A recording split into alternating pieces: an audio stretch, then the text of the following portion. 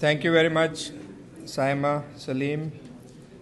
And let me begin by actually commending Saima Salim for so brilliantly representing Pakistan before the world.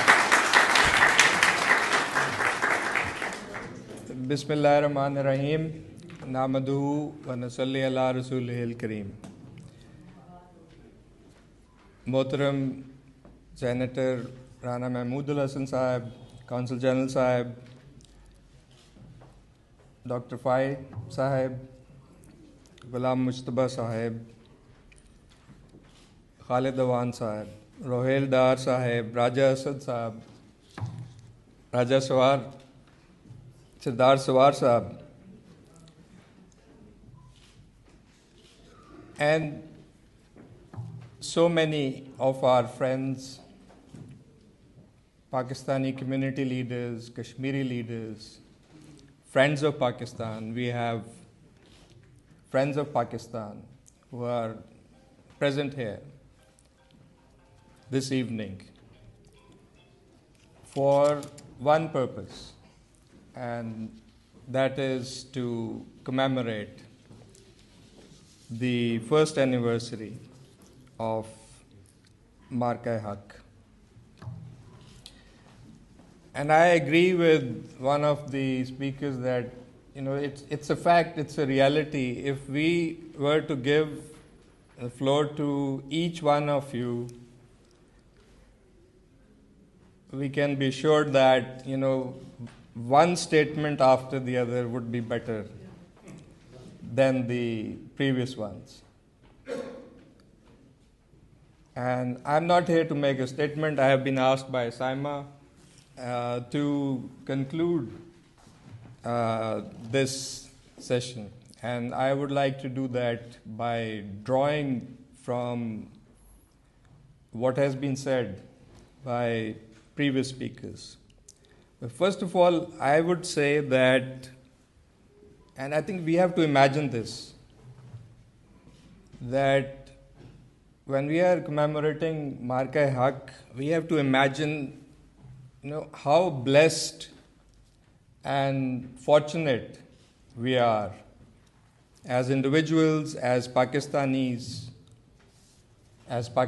abroad, to have lived these really historic times, historic moments. We have actually not just witnessed history, we are making history. We have made history and we are making history.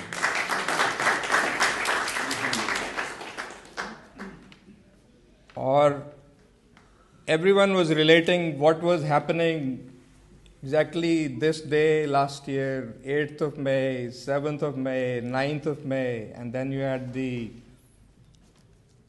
ceasefire.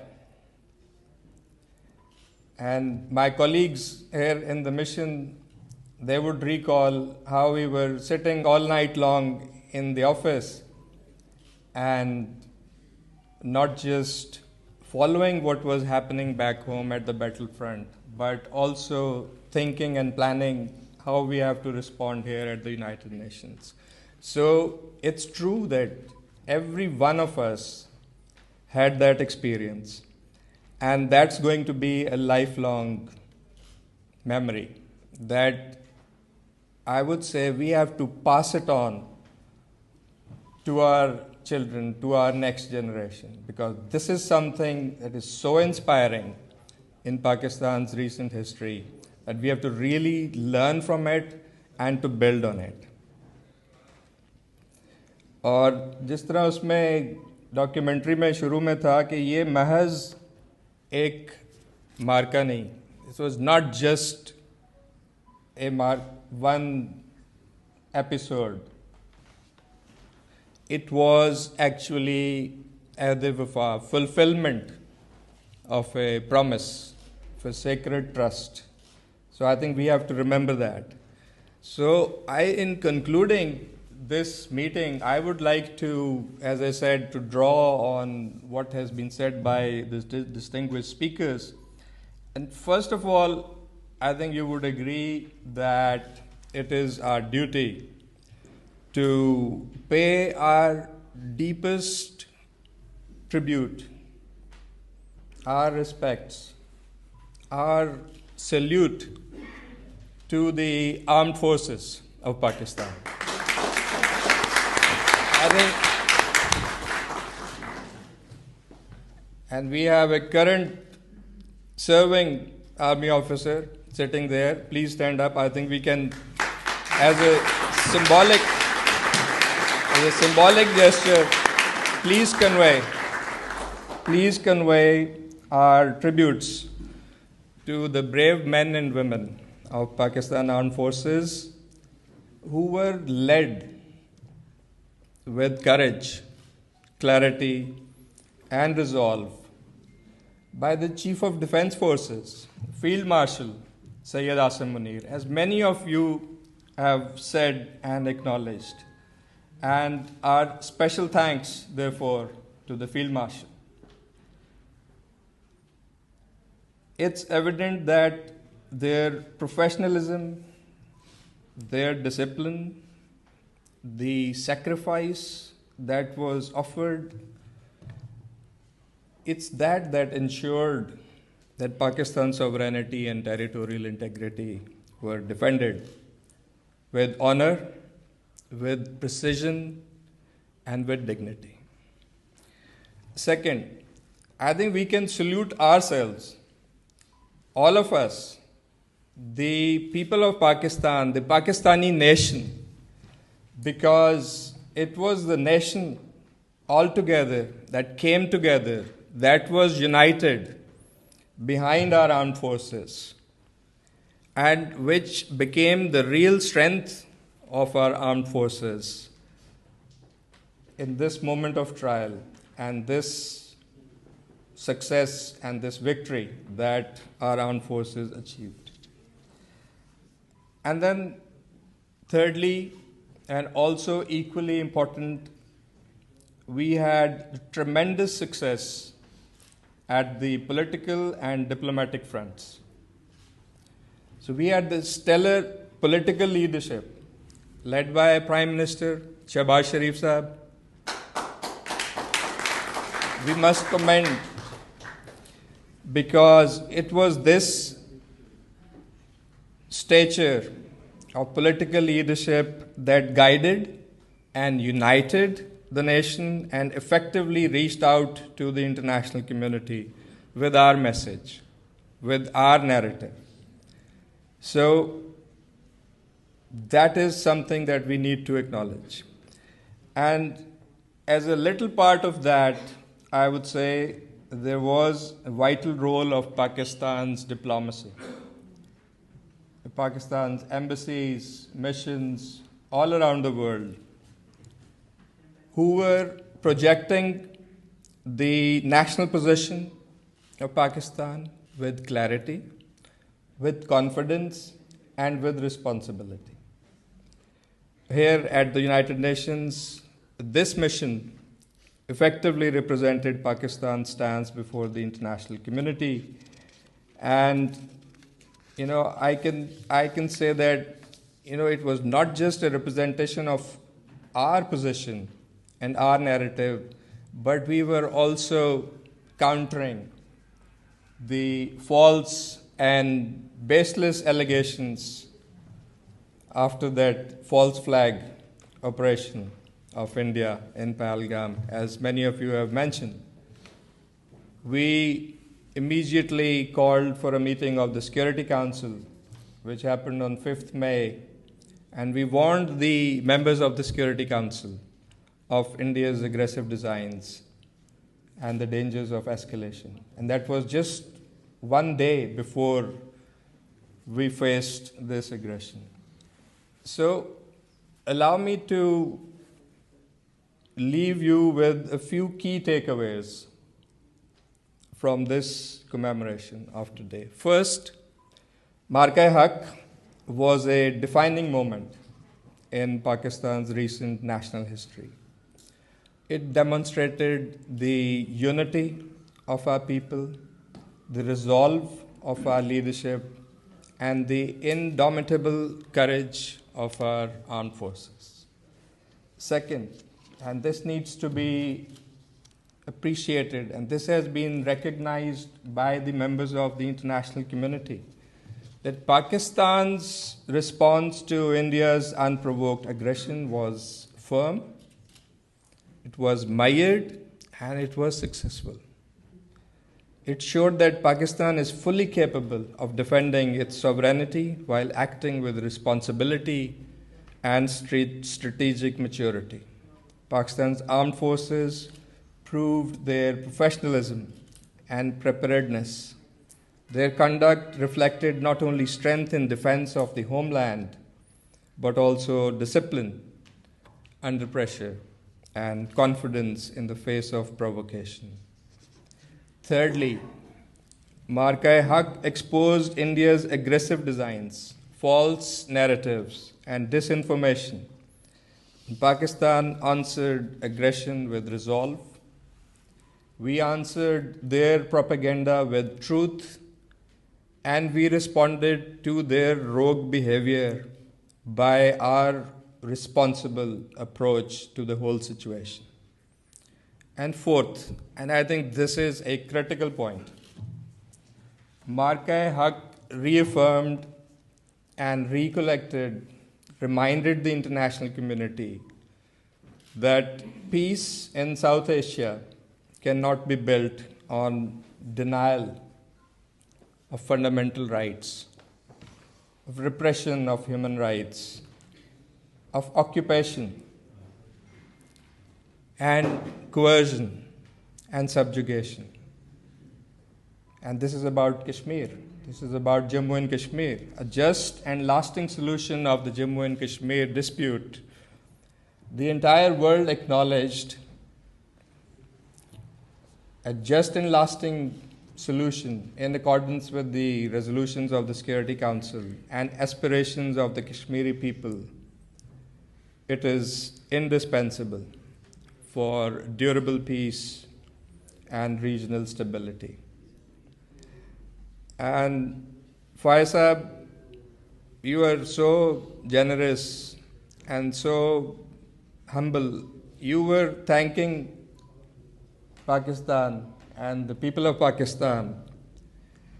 Well, let me say, and I think I say this on behalf of all of us who are gathered here, sir, it is our duty. It is a sacred trust that is with the people of Pakistan to support the cause of Kashmir, to support, to stand shoulder to shoulder with our Kashmiri brothers and sisters. And in fact, it is the people of Pakistan who salute our Kashmiri brothers and sisters who are resisting an illegitimate and illegal occupation by the Indian occupation forces of Jammu and Kashmir. And the sinister designs of Mr. Modi were mentioned. I think it was also mentioned that that won't matter because we know that man proposes, but God disposes. So, ये अल्लाह के हाथ में चीज़ें बहुत सारी हैं, and we have to have faith in that. Next point, Pakistan remains a responsible, peace-loving, and confident state. We seek dialogue. This was mentioned by all speakers. We seek stability. We seek peaceful coexistence. But we emphasize and we remind the international community that peace must be based on justice and mutual respect and equality. And finally, ladies and gentlemen, as we heard, as you have noticed, as you sense this aura, as you sense this pride that Marka-e-Haq has brought to Pakistan and the people of Pakistan, My last point is that Marka-e-Haq has really strengthened Pakistan's image and stature before the international community. It has projected us to even greater heights. And through its principled position, effective diplomacy, responsible conduct, and national unity, Pakistan gained greater respect, more credibility, and strength. And that is so evident by what is happening around us. That is so evident in how Pakistan is presenting not just its own case, but the legitimate struggles, the legitimate cases of our brothers and sisters. For example, you take the issue of Palestine. It is Pakistan that is at the forefront of defending our Palestinian brothers and sisters. And it is in the midst of this global crisis that is there in the Middle East. It is none other than Pakistan. I think we should be so proud of what Pakistan is doing. It is none other than Pakistan that is playing this bridging role, that is mediating and facilitating between the United States and Iran, all for peace and stability in the region and the world. So there are so many things that we can take pride in. There are so many things that we can learn from. And there are so many quotes from the Qaid. I'm not mentioning them, but the gist of what Qaid-e-Azam Muhammad Ali Jinnah always thought and said about Pakistan was that Pakistan was always destined for glory, for greater things. And this Marka-e-Haq, in my view, is one of the landmarks in that glorious journey of Pakistan. And as I said, we are blessed to be part of this journey. And not only do we take pride in it, I think we should recognize that there are responsibilities that come with this pride.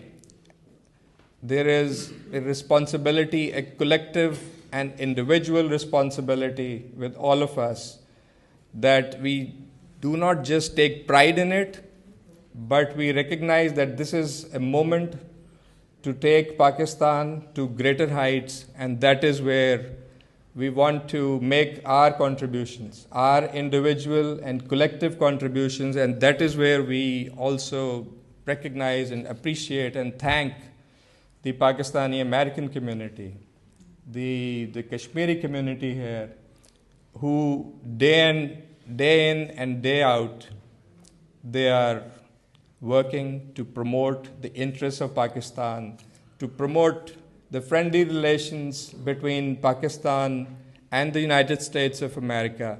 And I think this is with this individual and collective sense of responsibility that I would like to conclude this evening's event, and with this promise from all of us that we would continue to love our country, Pakistan, and we will continue to make our endeavors to make Pakistan one of the greatest nations in the world. I thank you very much.